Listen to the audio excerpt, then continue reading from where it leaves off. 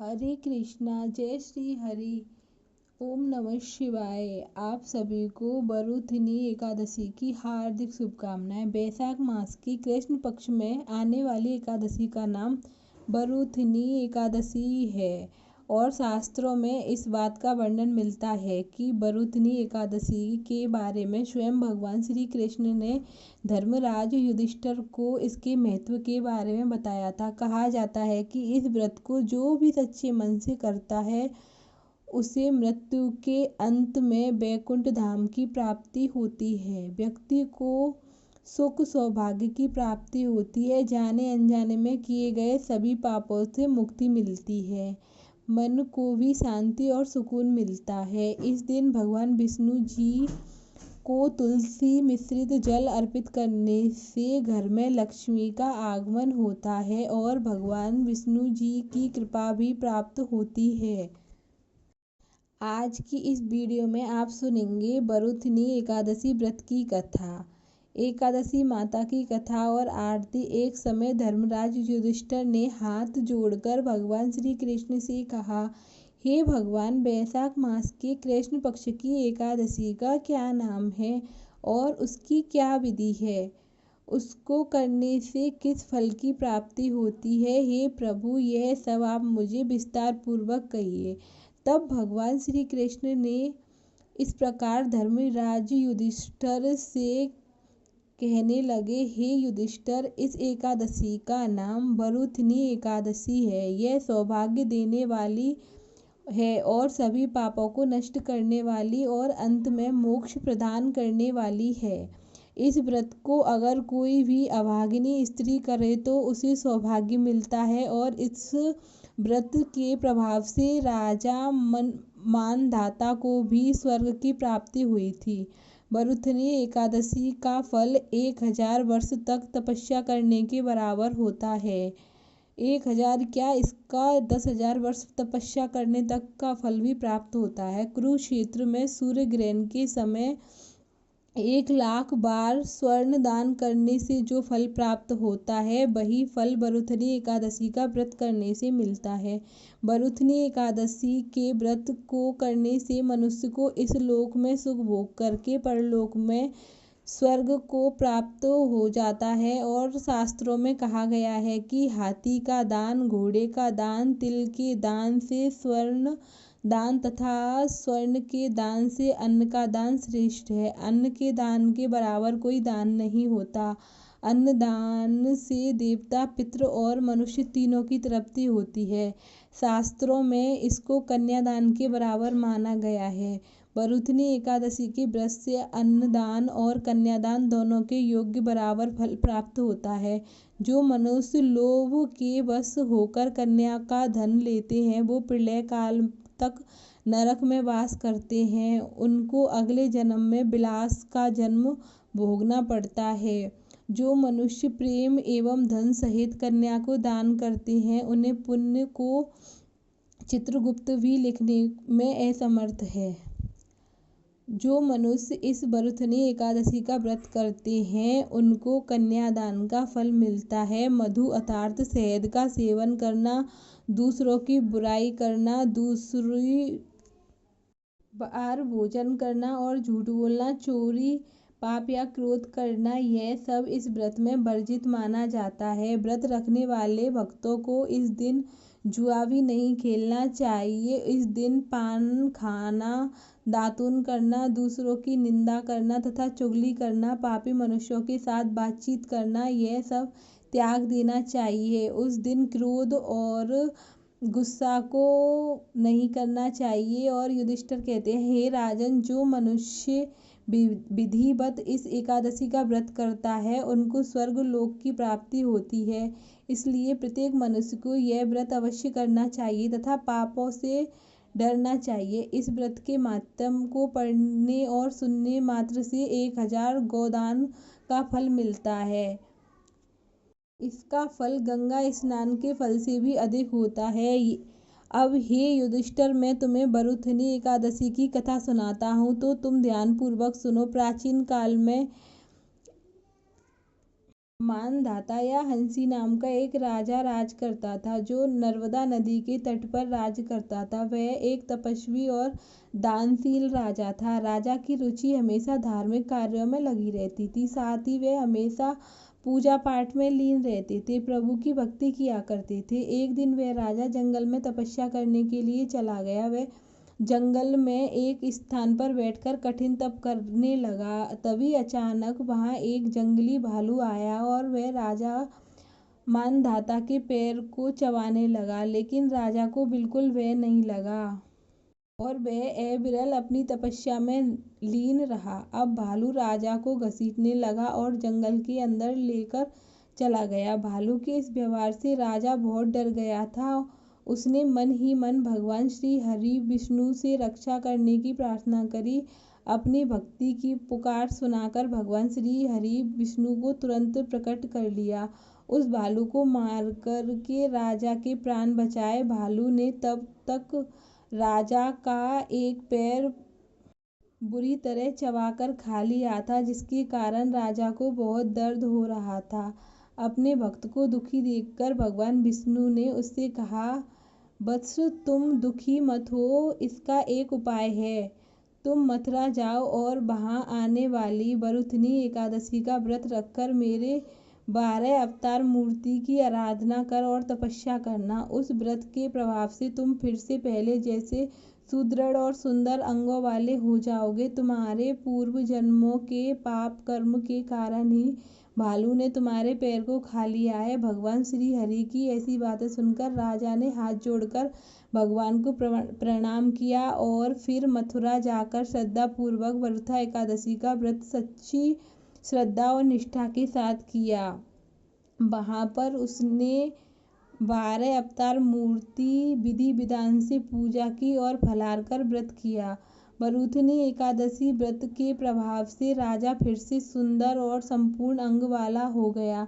मृत्यु के बाद उसे स्वर्ग की प्राप्ति हुई। इस प्रकार जिस तरह राजा मानधाता को कष्टों से मुक्ति मिली, इसी प्रकार यह व्रत से सभी भक्तों को अपने कष्टों से मुक्ति और मोक्ष प्रदान मिलता है।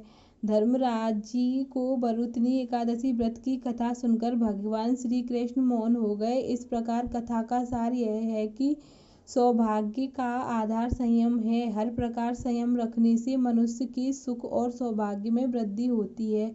अगर प्राणी में संयम नहीं है तो उसके द्वारा किए गए सब त्याग और भक्ति पूजा आदि सब कुछ व्यर्थ हो जाते हैं। प्रेम से बोलिए भगवान श्री लक्ष्मी नारायण की जय। अब सुनिए और आरती। एक बार एक राज्य में एक राजा राज करता था। राजा बहुत ही बुद्धिमान और बलशील था। राजा सदा ही अपनी प्रजा को बहुत अच्छे से ध्यान रखता था। प्रजा भी राजा को बहुत पसंद करती थी। राजा की 2 बेटियां थी। राजा अपनी दोनों बेटियों को बहुत प्रेम करता था। राजा की छोटी बेटी देखने में बहुत सुंदर और आकर्षित थी। राजा की बड़ी बेटी छोटी बेटी के मुकाबले थोड़ी कम सुंदर थी। राजा की छोटी बेटी माता की पूजा किया करती थी और सभी लोग राजा की छोटी बेटी से बहुत प्रेम करते थे और बहुत प्रशंसा किया करते थे। राजा भी अपनी छोटी बेटी को बड़ी बेटी से अधिक प्रेम करता था, जिसके कारण राजा की बड़ी बेटी अपनी छोटी बहन से बहुत नफरत करने लगी। राजा की दोनों बेटियां जब बड़ी हो गईं तब एक पड़ोस के राज्य में रहने वाला राजकुमार राजा की बड़ी बेटी के लिए रिश्ता लेकर आया। जैसे ही उस राजकुमार की नज़र राजा की छोटी बेटी पर पड़ी तो राजकुमार राजा की छोटी बेटी पर आकर्षित हो गया और छोटी बेटी से पहली नज़र में प्रेम करने लगा। उस राजकुमार ने राजा की बड़ी बेटी के साथ विवाह करने से मना कर दिया और उसने राजा से कहा कि मैं आपकी छोटी बेटी से विवाह करना चाहता हूँ। यह सब देखकर राजा की बड़ी बेटी अपनी छोटी बहन से बहुत क्रोधित हो गई। राजा की बड़ी बेटी ने अपनी छोटी बहन को अपना सबसे बड़ा दुश्मन मान लिया था। राजा की बड़ी बेटी ने अपनी छोटी बहन से बदला लेने का निर्णय कर लिया। राजा की बड़ी बेटी ने अपनी छोटी बहन को जान से मारने का उपाय सोचा। राजा की बड़ी बेटी ने अपनी छोटी बहन को मारने के लिए सबसे पहले एक लड्डू में जहर मिलाकर अपनी छोटी बहन को दे दिया। और उसको लड्डू खाने के लिए कहा, लेकिन लड्डू खाने के बाद भी छोटी बहन को कुछ भी नहीं हुआ। बड़ी बहन यह देखकर बहुत आश्चर्यचकित तो हो गई, लेकिन बड़ी बहन ने हार नहीं मानी। जब उसकी छोटी बहन रात में कमरे में सो रही थी, तब उसने एक मटके में सांप रखकर उसके कमरे में छोड़ दिया, लेकिन सांप ने भी छोटी बहन का कुछ नहीं कर पाया।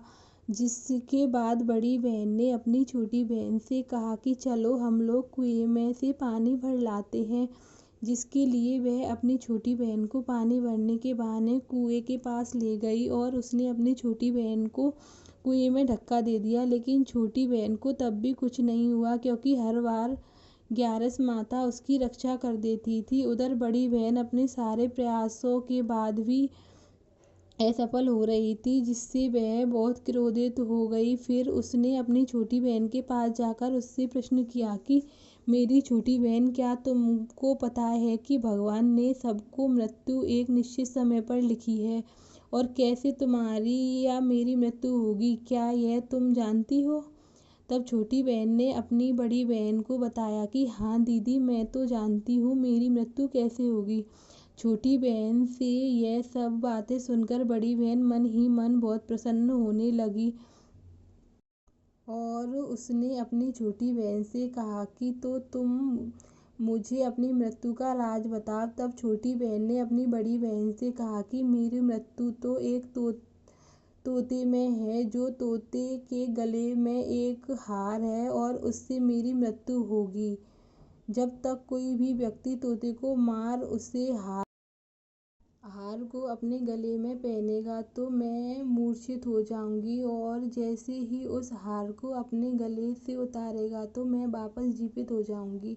अपनी छोटी बहन की मृत्यु का राज जानकर बड़ी बहन बहुत खुश हुई। उसने अपनी छोटी बहन को मारने के लिए उसके पालतू तोते को ढूंढना शुरू कर दिया। छोटी बहन को इस बात का आभास हो गया था कि कोई उसकी जान लेना चाहता है, जिसके लिए वह अपने पिताजी के पास गई और उसने अपने पिताजी से कहा कि पिताजी, मेरी मृत्यु के बाद आप मुझे मत जलाइएगा, बल्कि आप मुझे अपने पुराने वाली हवेली में एक पलंग में लिटाकर छोड़ दीजिएगा। अपनी छोटी लड़की की यह बात सुनकर राजा बहुत हो गया। राजा ने अपनी छोटी बेटी से पूछा कि बेटी, तुम ये क्या कह रही हो? तब राजा की छोटी बेटी ने बताया कि पिताजी, समय किसी के लिए नहीं रुकता है, क्या कब किसको हो जाए इसका किसी को कुछ नहीं पता। फिर राजा ने अपनी छोटी बेटी से कहा कि तुम ऐसी बातें क्यों करती हो, 2-3 दिन के बाद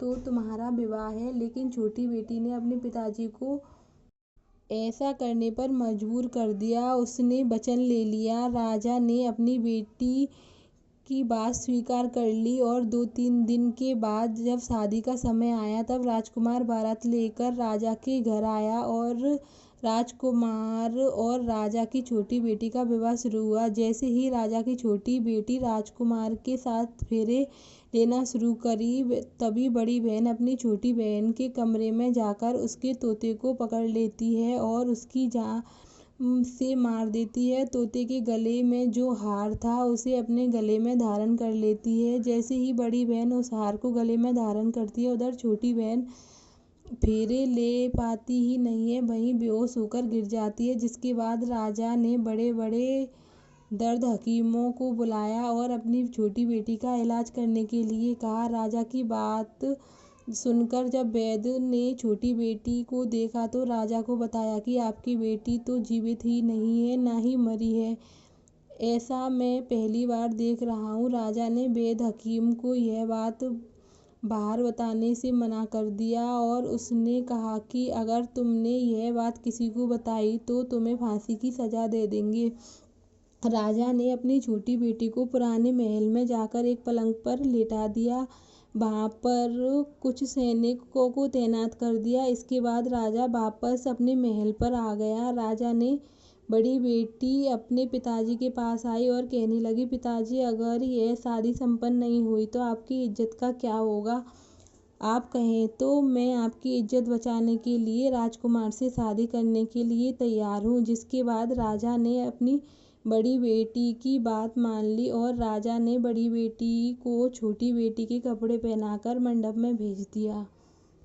लेकिन राजकुमार यह जान गया था कि राजा की छोटी बेटी नहीं है बल्कि राजा की बड़ी बेटी है। लेकिन जब राजकुमार ने शादी करने से मना किया तो सभी लोगों ने राजकुमार को बेबस करके राजा की बड़ी बेटी से बचे हुए फेरे संपन्न कर विवाह संपन्न हुआ, जिसके बाद राजकुमार राजा की बड़ी बेटी को अपने महल में ले गया। विवाह होने के बाद राजकुमारी उसने ना तो बात करता था और ना ही पसंद करता था और ना ही उसके आसपास भटकता था। राजकुमार ने यह फैसला ले लिया था कि वह अपनी प्रेमिका को ढूंढ कर रहेगा, यह जान कर रहेगा कि उसके साथ क्या हुआ था। एक दिन राजकुमार अपने घोड़े पर सवार होकर राजा के पुराने महल के पास पहुंचा, जहां पर राजा के सैनिक देखकर महल के पास पहुंचकर राजकुमार महल को ध्यान से देख रहा था और समझ गया कि हमारे ससुर जी का महल है। तब राजकुमार ने सैनिक से पूछा कि तुम लोग यहाँ कर क्या रहे हो? इस महल के अंदर उस पलंग में कौन लेटा है? जिसके बाद सैनिकों ने बताया कि यहाँ पर राजा की छोटी बेटी लेटी है। ये सुनकर राजकुमार बहुत प्रसन्न हो गया और तुरंत अपनी प्रेमिका के पास पहुंच गया और उसकी सेवा करने लगा। जैसे ही रात हुई तो राजा की छोटी बेटी उठकर खड़ी हो गई। राजकुमार यह देखकर बहुत खुश हो गया और अपनी प्रेमिका से पूछा कि तुम यहाँ क्या कर रही हो? तुम मेरे साथ मेरे घर चलो। राजा की छोटी बेटी ने राजकुमार को सारी बात बता दी और कहा कि मेरी जान एक तोते में बसती थी और मैंने यह सिर्फ अपनी बड़ी बहन को बताया था। मुझे पता है कि उसने ही मुझे मारने का प्रयास किया है। उसके पास एक हार है जिसको वह सुबह पहन लेती है और रात को उतार देती है। जब तक वो हार को पहने रखती है तब तक मैं मूर्छित रहती हूँ और जैसे ही वह हार को उतार देती है तो मैं जीवित हो जाती हूँ और जब तक मेरी बड़ी बहन के पास वो हार रहेगा तब तक मैं जीवित और मूर्छित होती रहूँगी। अगर मेरी बड़ी बहन के पास जो हार है वो मेरे हाथ लग जाए तो मैं हमेशा के लिए जीवित हो जाऊँगी। राजकुमार यह बात सुनकर राजा की छोटी बेटी के पास रहने का निर्णय ले लिया और उसने अपने बचे हुए 7 फेरे उस पलंग में लेटी हुई राजकुमारी के साथ ले लिए और अपना विवाह पूर्ण कर लिया। वहीं पर वो रहने लगा। देखते ही देखते कुछ समय में राजा की छोटी बेटी राजकुमार की पत्नी गर्भवती हो गई। एक दिन राजकुमार को किसी काम से बाहर जाना पड़ा। तब छोटी बेटी के पेट में बहुत तेज दर्द हुआ, जिसके बाद उसने माता आह्वान किया। जिसके बाद माता प्रकट हो गई और उन्होंने अपने भक्त के दर्द को दूर किया और पुत्र की प्राप्ति करवाई। और वहीं पर अचानक से राजकुमार भी आ गया। राजकुमार ने ग्यारिस माता को देखा तो वह आश्चर्यचकित हो गया और तुरंत ग्यारिस माता को प्रणाम किया। ग्यारिस माता ने राजकुमार से कहा कि जब तुम्हारा पुत्र 5 वर्ष का हो जाएगा तब आकर अपनी पत्नी को हार इसके गले में देना है। देखते ही देखते उसका पुत्र 5 वर्ष का हो गया तो राजा ने अपने बेटे से कहा कि बेटा, मैं कुछ काम से बाहर जा रहा हूँ, तुम अपनी माता का ध्यान रखना। वहाँ से चला गया। ऐसा कहकर राजकुमार को बाहर निकलता देखकर बड़ी बेटी के सैनिक देख लेते हैं और बड़ी बहन को जाकर सारी बात बता देते हैं। जिसके बाद बड़ी बहन अपनी छोटी बहन के पुत्र को वहाँ से उठा लेती है और उसको मरवा देती है। छोटी बेटी के पुत्र के 2 टुकड़े करवा देती है। पहला टुकड़ा चक्की के पास छुपा देती है और दूसरा टुकड़ा अपने पलंग के नीचे रख लेती है। अब ग्यारिस माता भिखारी का रूप लेकर आती हैं। एक भिखारी का रूप रखकर बड़ी बहन के पास चली जाती हैं। जिसके बाद वहाँ पर भिक्षा मांगने लगती हैं तो बड़ी बहन अपने नौकर से कहती है कि जाकर भिक्षा दे दो। लेकिन जैसे ही नौकर ग्यारिस माता को भिक्षा देने लगता है तो माता उन्हें मना कर देती है और कहती है कि मैं तुम्हारी महारानी से ही भिक्षा लूँगी। जिसके बाद बड़ी बहन स्वयं ही भिक्षा देने आती है। माता के पास आती है। माता एक बिल्ली का रूप लेकर अपने कमरे में चली जाती है और वहाँ से छोटी बेटी के पुत्र के 2 टुकड़ों को आपस में जोड़ देती है और उसे जीवित कर देती है, फिर उसे वहाँ से ले जाती है। राजकुमार अपने बेटे को लेकर अपनी पत्नी के पास जाता है और उससे कहता है कि तुम इसका ध्यान रखना, अगर तुम्हें इस बच्चे को अच्छे से ध्यान रखोगी तो मैं बात करूँगा। एक दिन राजकुमार अपने बच्चे से कहता है कि तुम मम्मी से उनके गले का हार मांग लो। तो अपने पिता की बात मानकर राजकुमार का लड़का अपनी मम्मी के पास जाता है और कहता है कि मम्मी मुझे तुम्हारा हार चाहिए। यह सुनकर पहले तो बड़ी बहन क्रोधित हो जाती है, उसके बाद यह याद आता है कि राजकुमार ने कहा है कि अगर मेरे बच्चे का अच्छे से ध्यान नहीं रखा तो मैं तुमसे बात नहीं करूँगा, जिसके कारण वह अपने बच्चे को हार देती है। वह तुरंत हार को लेकर अपने पिताजी को दे देता है। तभी राजकुमार अपने बेटे को लेकर वहाँ से जाने लगता है। अपनी पत्नी से कहता है कि तुम हमारे लिए खाना बनाकर रखना, मैं शाम को आकर तुम्हारे साथ खाना खाऊंगा। और वह अपने बेटे को लेकर वहाँ से चला जाता है, जिसके बाद राजा के पास जाता है और उनको सारी बात बता देता है। राजा अपनी बड़ी बेटी की करतूत सुनकर बहुत क्रोधित होता है और अपनी परवरिश को दोष देता है। राजकुमार को अपनी छोटी बेटी के साथ रहने के लिए आदेश दे देता है। इस प्रकार 11 माता की कृपा राजकुमार और राजा की छोटी बेटी पर सुखपूर्वक रहने लगे। प्रेम से बोलिए एकादशी माता की जय। प्रेम से बोलिए माता लक्ष्मी भगवान विष्णु की जय। माता पार्वती भगवान शंकर की जय। कथा के बाद सभी वीडियो को लाइक करें, चैनल को सब्सक्राइब करें। राधे राधे।